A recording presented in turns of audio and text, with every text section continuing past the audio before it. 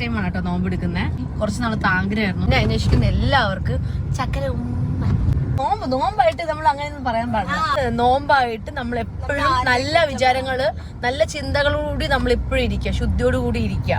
മോശമായിട്ട് ആരെയും ഒന്നും പറയാനോ ഒന്നും പാടില്ല, അല്ലേ? ഇടയ്ക്കിടയ്ക്ക് എനിക്ക് കുറെ യൂട്യൂബേഴ്സ് ഉണ്ട്, അവിടത്തൊക്കെ എനിക്ക് ഒരുപാട് നന്ദിയുണ്ട്, അല്ലേ? എനിക്ക് ഉളുപ്പുണ്ടോ അനീഷെ?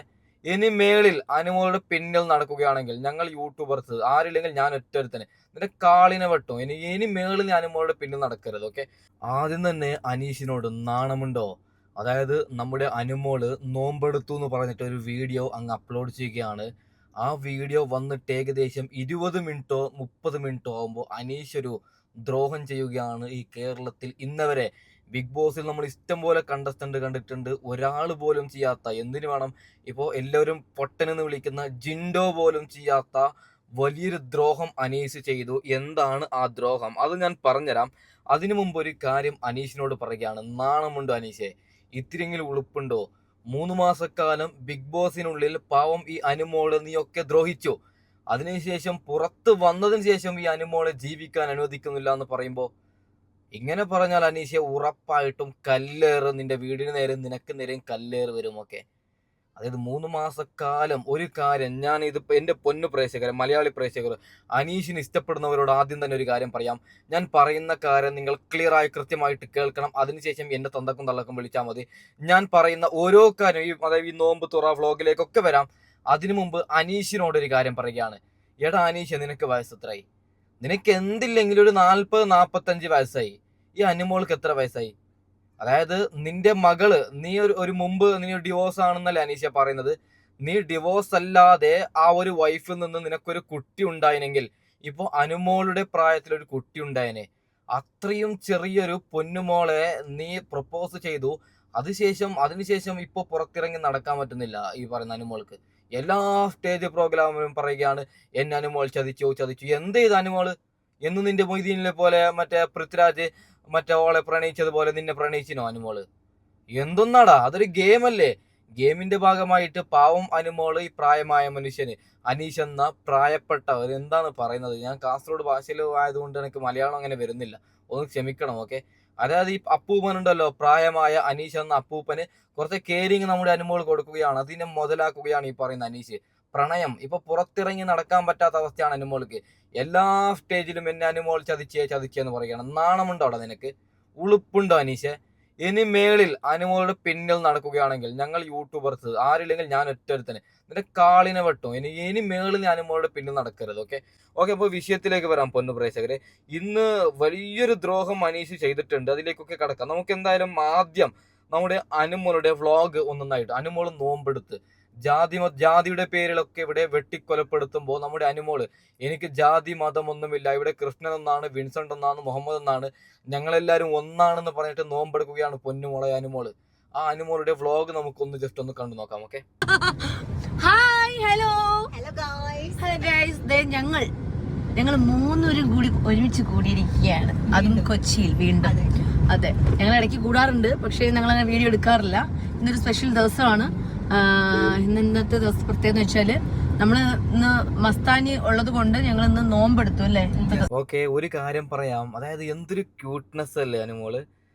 ഇവരെ ചേർ ചോദിക്കും മറ്റേ ക്രഷ് അടിച്ചോന്ന്, അങ്ങനെയല്ല, നല്ലൊരു ക്യൂട്ട്നെസ് അല്ലേ. സത്യം പറഞ്ഞു കഴിഞ്ഞാൽ ഈ ഒരു വ്ളോഗ് നിങ്ങൾ പൂർണ്ണമായും കാണുന്ന നിങ്ങൾക്കറിയാം എന്തൊരു നല്ലൊരു മനസ്സിന്റെ ഉടമയാണ് ഈ അനുമോള്.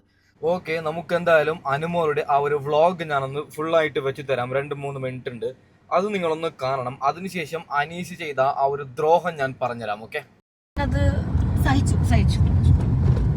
അപ്പൊ നമ്മൾ പോയിട്ട് വരാം. ഞങ്ങൾ പോവുകയാണ്.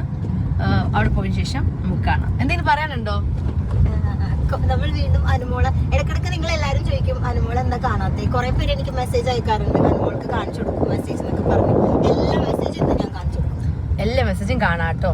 എന്നെ അന്വേഷിക്കുന്ന എല്ലാവർക്കും ചക്കര അയ്യോ, ഇവനെ അന്വേഷിച്ച് ഇവനെ കുറെ പേര് നോക്കി വെച്ചിട്ടുണ്ടെന്ന് പറഞ്ഞിട്ടുണ്ടായിരുന്നു. സോപ്പ്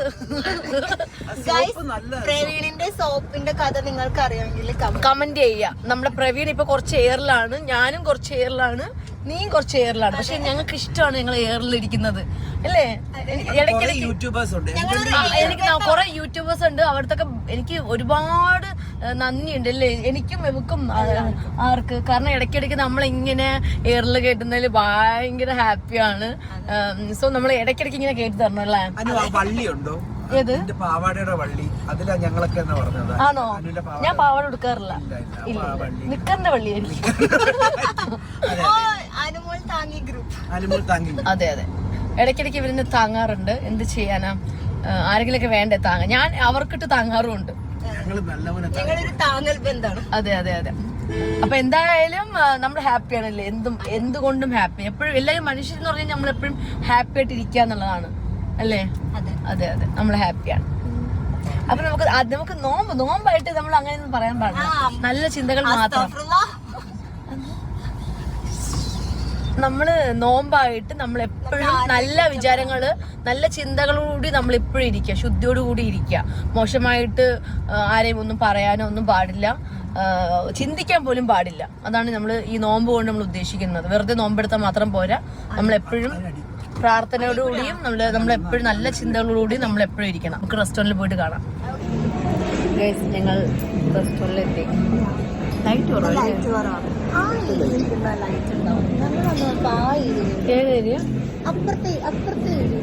ആ സൈഡല്ലേ. നോമ്പ് തുറക്കാനായിട്ട് മ്യൂസിക് കോപ്പറേറ്റ് വരുന്നുണ്ടോ?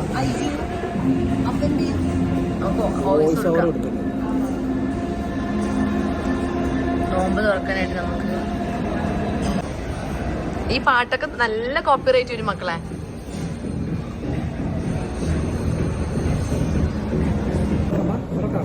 ഞങ്ങൾ നോമ്പ് മുറിക്കാൻ പോവാണ് ഗൈസ്.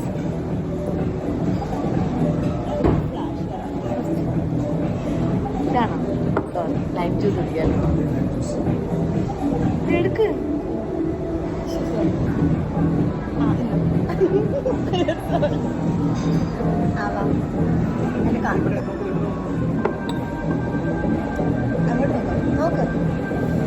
അപ്പോ നമുക്ക് നോക്കാം.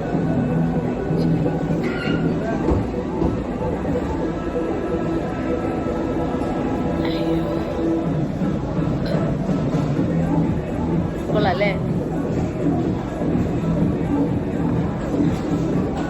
കൊള്ളാല്ലേ. പ്രത്യേകിച്ച് പറയാനില്ല, സന്തോഷം. നോമ്പ് എടുക്കാൻ പറ്റിയ സന്തോഷം. പിന്നെ അതുകൂടാതെ തന്നെ എല്ലാവരും നോമ്പ് എടുക്കണം എന്നാണ് ഞാൻ പറയണത് അല്ലേ. ക്ഷീണവും കാര്യങ്ങളൊന്നുമില്ല ഒരിക്കലും. എനിക്കൊരു എന്താ പറയണ്ടേ, ഒന്നും തോന്നുന്നില്ല. ഭയങ്കര ഒരു കുറച്ചുകൂടെ ആക്റ്റീവായിട്ട് തോന്നി. അതുപോലെ വലിയ തളർച്ചയില്ല. പക്ഷെ പ്രവീണിന്റെ തളർച്ച അല്ലെങ്കിലും പ്രവീൺ പറയൂ എങ്ങനെയുണ്ട് നോമ്പെടുത്തേക്ക്? ഞാനൊരു 15 നോമ്പ് എടുത്തിട്ടുണ്ട്. ചട്ടി നോമ്പല്ല, അല്ലാതെ സൂപ്പർ. മസ്താനിയോടുള്ള നോമ്പാണ് എൻ്റെ ഏറ്റവും വലിയ പ്രത്യേകത. സാധാരണ നോമ്പുള്ളത് മസ്താനിയുടെ അനുമോളുടെ കൂടെയുള്ള നോമ്പെടുക്കാം. എനിക്ക് അവ കഴിക്കാം.